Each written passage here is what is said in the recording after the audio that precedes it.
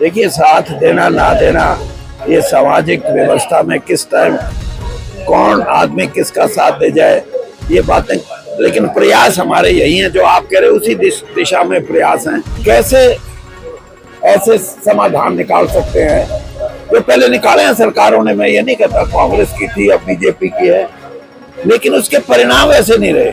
हम नए रूप से इन ज्वलंत समस्याओं के नए ढंग से, नए तरीके से इनको समाधान करने के लिए एक प्रयास करेंगे उस रैली के माध्यम से। कई बार चौधरी साहब के लिए भी बात होती है कि अपना दबाव बनाने के लिए भाजपा में इस तरह के आयोजन करते हैं, इस तरह की रैली की बात करते हैं, इस तरह की बातें भी आती हैं। तो राजनीति में जब तक आप दबाव नहीं बनाएंगे आपकी सुनेगा कौन?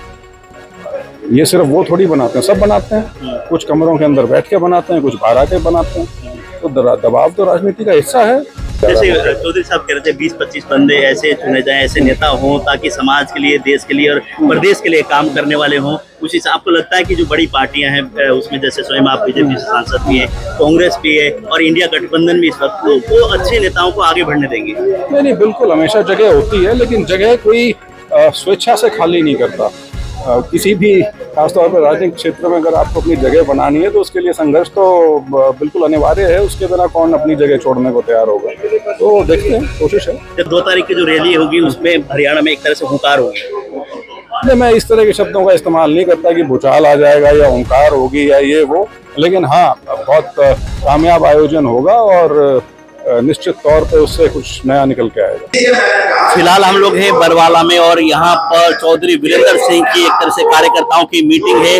2 अक्टूबर को होने जा रही है जींद में मेरी आवाज सुनो रैली, उसी को लेकर न्योता देने के लिए यहाँ पर पहुंचे और उनके साथ उनके बेटे और हिसाब से सांसद विजेंद्र सिंह भी साथ में हैं। और यहाँ पे एक तरह से अगर बात करें आने वाले समय में विधानसभा चुनाव है, लोकसभा चुनाव है, उसी को लेकर एक तरह से एक मजबूती करने के लिए चौधरी वीरेंद्र सिंह का अपना एक अलग ही वो है छवि है जनता में। हरियाणा में अगर बात करें तो उसी को एक तरह मजबूत करने के लिए और आने वाले समय में कि अगर चुनाव होता है तो कहीं ना कहीं चौधरी वीरेंद्र सिंह का अपना अस्तित्व के लिए लड़ाई लड़ने के लिए इन्होंने यहाँ पे प्रयास किया जा रहा है। और उसी को लेकर के अलग अलग इलाके में जाके जींद को जो 2 अक्टूबर को होने वाली रैली है उनको न्योता देने के लिए यहाँ पर पहुंचे। उनके साथ पुराने, उनके साथी, उनके कार्यकर्ता सारे लोग यहाँ पर मौजूद है। और फिलहाल अगर बात करें तो हिसार से सांसद चौधरी विजेंद्र सिंह यहाँ पर अभी बोल रहे हैं और उनके साथ भारतीय जनता पार्टी के कई नेता यहाँ पर मंच पर विराजमान है। आप देख रहे हैं, अगर बात करें तो पहले उकलाना से चुनाव भी लड़ी, जैसे सीमा गेवीपुर भी हैं और विजय कौशिक भी यहाँ पर मौजूद हैं।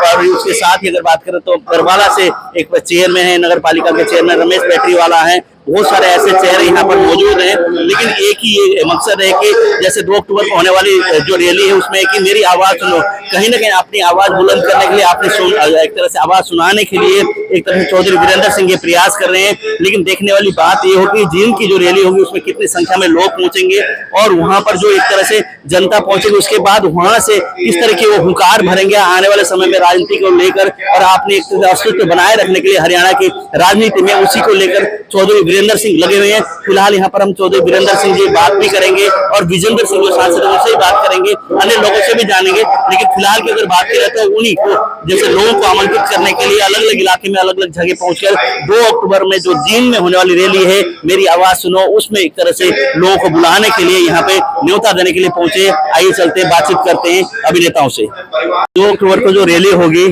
कैसी राजनीति की शुरुआत आप करना चाहते हैं, क्या चाहते हैं? राजनीति से ऊपर की रैली है। मैं 10 बार तो ये बात रिपीट कर चुका हूँ। कुछ चीजें ऐसी हैं हमारे देश में जो समस्याएं आज भी उतनी ही व्याकुल रूप से खड़ी है जो देश की आजादी से पहले थी। चाहे गरीबी की बात है, चाहे भ्रष्टाचार की बात है, चाहे बेरोजगारी की बात है और चाहे दलित समाज और किसान की आर्थिक अवस्था की बात है। ये सारी चीजें आज भी ज्वलंत उदाहरण हैं जिससे कि देश को आगे बढ़ने की बात जब हम करते हैं तो इस समाज के इतने बड़े वर्ग को, जिसकी 70% से ज्यादा आबादी हो, उसके लिए नए रूप में हम कैसे ऐसे समाधान निकाल सकते हैं जो पहले निकाले हैं सरकारों ने। मैं ये नहीं कहता कांग्रेस की थी या बीजेपी की है, लेकिन उसके परिणाम ऐसे नहीं रहे। हम नए रूप से इन ज्वलंत समस्याओं के नए ढंग से, नए तरीके से इनको समाधान करने के लिए एक प्रयास करेंगे उस रैली के माध्यम से। और मैंने जैसे कहा वो रैली गैर राजनीतिक है, उसमें बोलने वाले भी लोग गैर राजनीतिक आएंगे, लेकिन बुद्धिजीवी लोग होंगे, सामाजिक विशेषज्ञ होंगे और एग्रीकल्चर साइंटिस्ट होंगे, इस तरह के लोग होंगे। बहुत बड़ी लड़ाई है। पूरे हरियाणा के अंदर की है या फिर सिर्फ किसी एक लोकसभा या डिस्ट्रिक्ट को लेकर चल रही है? ये कह रहे पूरे हरियाणा से लोगों को आमंत्रित कर जमाल है, रैली में मैं एक जगह से आमंत्रित करूंगा। अरे आप अगर पत्रकार बनना चाहते तो कुछ तो सीखो यार। सर, जैसे बहुत बड़ी लड़ाई है जिस हिसाब से आपने उठाया है कि एक तरह के निस्वार्थ भावना से हम लोग राजनीति करें और बहुत बड़ी लड़ाई, इसको किस तरह से लड़ेंगे? क्या लगता है कि आपकी बातों पे गौर करके लोग भी खुद चाहते हैं कि स्वच्छ राजनीति हो और ज्वलंत मुद्दे जो है कि किसान की बात करें, गरीब की कमेरे की जो बात कर रहे हैं, उस पर आपका साथ देंगे लोग? देखिए, साथ देना ना देना ये सामाजिक व्यवस्था में किस टाइम कौन आदमी किसका साथ दे जाए ये बातें, लेकिन प्रयास हमारे यही हैं जो आप कह रहे हैं, उसी दिशा में प्रयास हैं कि एक नई सोच के साथ लोगों को लगे कि हाँ, here lies the point, they are in a position to deliver. तो ये कुछ ऐसी चीजें हैं जिनको हम कोशिश कर रहे हैं और एक बड़े मंच से कर रहे हैं। हो सकता है कुछ ना कुछ उसका हल निकला है। आप जैसे 1991 में आर्थिक सुधार हुए, एक युग शुरू हुआ आर्थिक सुधारों का, इकोनॉमिक रिफॉर्म्स, उसका फायदा 32 साल में सबकी सरकारें आई, 6 तो प्रधानमंत्री आ चुके हैं, आज मोदी जी है, उससे पहले 5 प्रधानमंत्री और भी रहे। 32 साल में हमारी अर्थव्यवस्था तो बढ़ी है, हम दुनिया की आज 5वीं अर्थव्यवस्था हैं, लेकिन सामाजिक रूप से आर्थिक लाभ किसान को, गरीब को, कमेरे को नहीं मिला जिसकी उसको उम्मीद थी।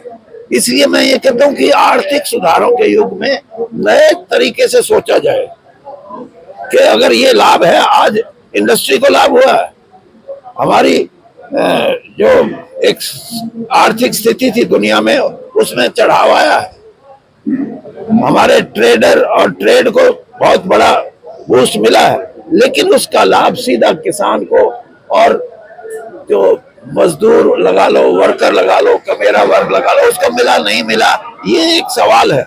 और इसीलिए मैं कहता हूं कि इस पे भी नए सिरे से सोच विचार होना चाहिए। जैसे कई बार मीडिया से बातचीत होती है, बेबाक आप बोलते हैं, कई बार ऐसे आप बयान भी दे देते हैं, उसका विवाद में आप घिर भी जाते हैं, लेकिन उस पर आप परे रख के अपने जो एक तरह रणनीति है, जो आपके कार्य उस पर चलते हैं, तो आपको ये समस्या कई बार खड़ी होती है, उस पर आप किस तरह से निपटते हैं? जैसे अब निपट रहा है, आपसे बात हो रही है लेकिन न्योता देने के लिए चौधरी विजेंद्र सिंह सांसद है, क्योंकि इनके पिताजी वो रैली का आयोजन कर रहे हैं और साथ में फिलहाल यहाँ पहुंचे थे। हम बात करेंगे कैसी रैली होगी।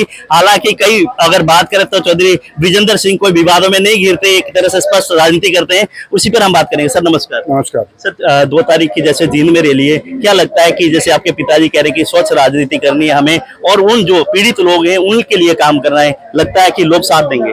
नहीं, पूरे समाज के लिए है और ये इसका मुख्य उद्देश्य तो यही है कि जो हमारे समाज में या अर्थव्यवस्था में या जो पूरी रूपरेखा बनी हुई है हमारे सारे प्रदेश में या देश में, उसमें जो दिक्कतें हैं जो सदियों से, क्या मतलब कम से कम आज़ादी के 75 साल से तो यूं की यूं खड़ी हैं, आज भी बहुत बड़ी संख्या में एक तबका है जिनको ये है कि उनको जो अधिकार जिस प्रकार से मिलने चाहिए थे नहीं मिले हैं, जिस प्रकार से उनकी उन्नति में जो उनका योगदान होना चाहिए था या उनकी भागीदारी होनी चाहिए थी वो नहीं मिली है। वो किसी भी वर्ग से हों, लेकिन विशेष तौर पे जो पिछड़ा वर्ग है या जो किसान वर्ग है, जो कमेरा वर्ग है, उनसे संबंधित है। दूसरा, बेरोजगारी एक अपने आप में मुद्दा है। ये खास तौर पे जो चलन चला है, पहले पंजाब में था, हरियाणा में भी चल पड़ा कि ये विदेश जाने वाला, ये कोई ऐसा नहीं है कि लोग अपनी इच्छा से जाना चाह रहे हैं। उनको शायद ऐसा लगता है कि अगर उन्होंने अपने भविष्य में कुछ काम करना है तो अपनी छोटी मोटी ज़मीन भी जो है उसको बेच के और विदेश जाने का काम हो रहा है। तो इस तरह की चीज़ें हैं, तो उनके ऊपर कोई नई दिशा मिल सके, नया रास्ता दिख सके, उसी संबंध में ये आयोजन किया जा रहा है। जैसे चौधरी साहब कह रहे थे 20-25 बंदे ऐसे चुने जाएं, ऐसे नेता हों ताकि समाज के लिए, देश के लिए और प्रदेश के लिए काम करने वाले हों। उस हिसाब आपको लगता है कि जो बड़ी पार्टियां हैं उसमें जैसे स्वयं आप बीजेपी से सांसद भी है, कांग्रेस भी है और इंडिया गठबंधन भी इस वक्त, तो वो अच्छे नेताओं को आगे बढ़ने देंगे? नहीं, बिल्कुल, हमेशा जगह होती है, लेकिन जगह कोई स्वेच्छा से खाली नहीं करता। किसी भी खासतौर पर राजनीतिक क्षेत्र में अगर आपको अपनी जगह बनानी है तो उसके लिए संघर्ष तो बिल्कुल अनिवार्य है। उसके बिना कौन अपनी जगह छोड़ने को तैयार होगा। तो देखते हैं, कोशिश है। तो कई बार चौधरी साहब के लिए भी बात होती है कि अपना दबाव बनाने के लिए भाजपा में इस तरह के आयोजन करते हैं, इस तरह की रैली की बात करते हैं, इस तरह की बातें भी आती हैं। तो राजनीति में जब तक आप दबाव नहीं बनाएंगे आपकी सुनेगा कौन। ये सिर्फ वो थोड़ी बनाते हैं, सब बनाते हैं। कुछ कमरों के अंदर बैठ के बनाते हैं, कुछ बाहर आके बनाते हैं। तो दबाव तो राजनीति का हिस्सा है। तो उसमें कोई अटपटी चीज क्या है। तो 2 तारीख की जो रैली होगी उसमें हरियाणा में एक तरह से हुंकार होगी। नहीं, मैं इस तरह के शब्दों का इस्तेमाल नहीं करता कि भूचाल आ जाएगा या हुंकार होगी या ये वो, लेकिन हाँ बहुत कामयाब आयोजन होगा और निश्चित तौर पे उससे कुछ नया निकल के आएगा। कोई नए नेता भी वहाँ पे आएंगे कोई बाहर? नहीं, उसके बारे में मैं नहीं जानता, क्योंकि ऑर्गेनाइजिंग कमेटी जो है वो वीरेंद्र सिंह साथी के नाम से है। उनके पदाधिकारी जो न्योता वगैरह है वो उनकी तरफ से जा रहा है।